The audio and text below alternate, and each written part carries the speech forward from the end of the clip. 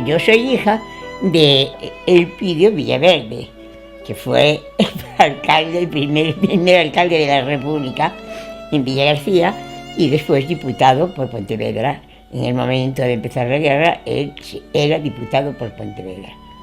Pero estuvo yendo y viniendo a Madrid y primero y después a donde podía ir, a Barcelona o Valencia o lo que fuese, hasta que se terminó la guerra. Mi tío Moncho era profesor del León XIII.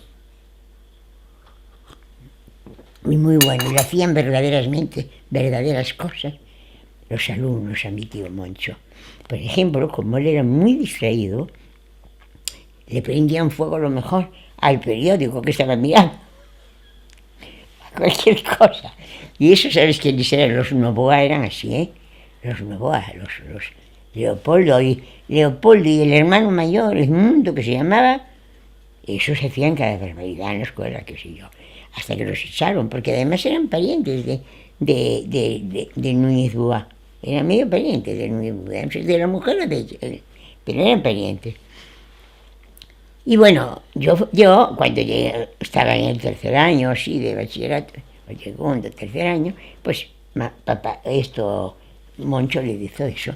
Es una vergüenza que yo, que soy profesor del León XIII, mis sobrinos, a los que quiero tanto y que quisiera que estuviesen aquí, no están aquí.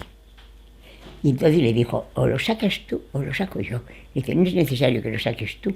Le dijo mamá, los voy a sacar yo. Yo los voy a sacar. Y bueno, esas cosas se dejan y así. Y nosotros encantados de ir a León XIII, ¿para qué? Y bueno, ya después fuimos a León XIII, fuimos los tres a León XIII.